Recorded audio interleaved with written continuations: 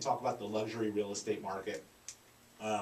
You know, I saw an article this week talked about price slashing in the luxury real estate, how, you know, it's softening because of, you know, tax laws. But the main reason why it's really softening is, you know, economic situations in countries around the world.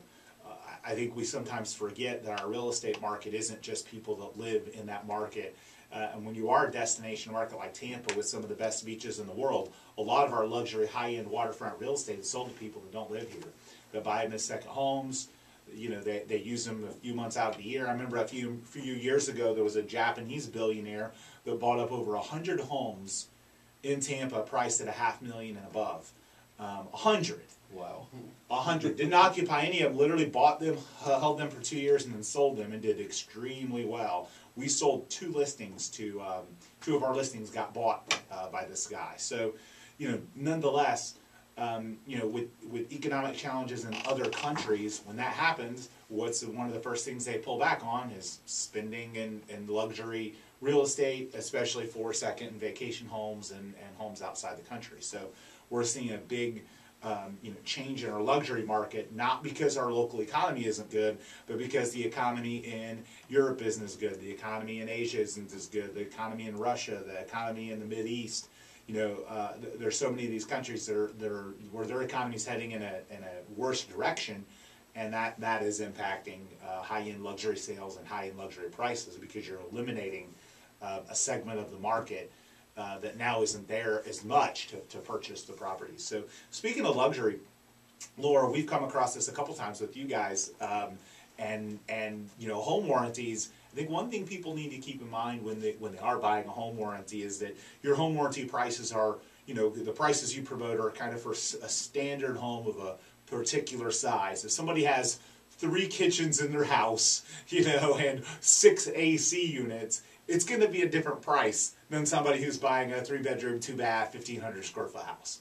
Right, right. So our standard home pricing, anything under 5,000 square feet, is anywhere from $450, $520, $590, and that's for 13 months. So a lot of people think, wow, you know, that's a pretty good sized house. That's going to get into plenty of luxury customers in Tampa are still going to fit in that box. Absolutely, and it covers both ACs if they have 2 ACs. So it's a good price. It's a good price point.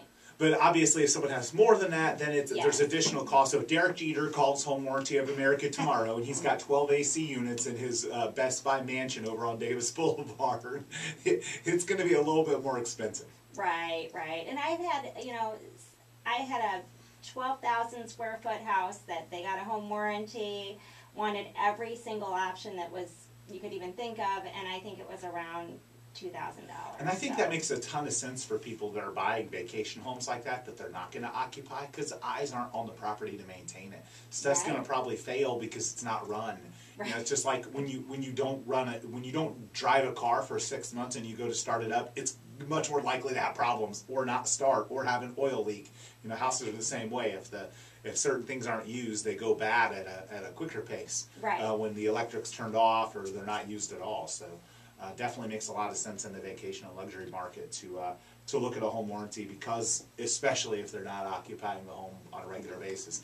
And I think it makes sense on investment property too because you've got people, let's say you're either renting it to like an Airbnb or a VRBO or you're renting it long term, they're just naturally not going to change the AC filters like you would. They're not going to, you know, they're going to forget to, you know, do certain things to the house to maintain it as well as an owner would. Yeah, that's what I was going to say. Your general renter, you know, not that there's a lot of good renters out there, there really are, but when it's not yours, you're less likely to take as good a care of it as it's yours. To spend the maintenance money, right? Yeah, exactly. Things like that. And I think, you know, there's actually some companies out there now, and I saw this on TV the other day, and I have some friends, even a Rent It Network that comes on and talks about property management with us, where they're starting to enroll their customers in the AC filter delivery things, where the AC filter gets delivered to them like every 90 days. So it tells them, hey, guess what, dummy? It's time to change the AC filter.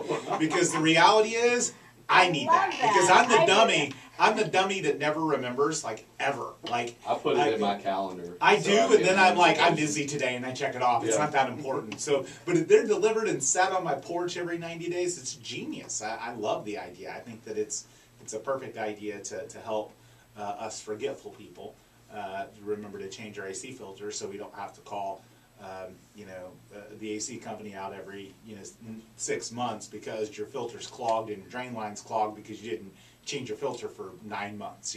So yeah, that just happened to me, literally just like yesterday. So anyway, we're going to be back wrapping up our last segment. We're going to talk a little bit more about the local real estate market here on the Duncan Duo Show.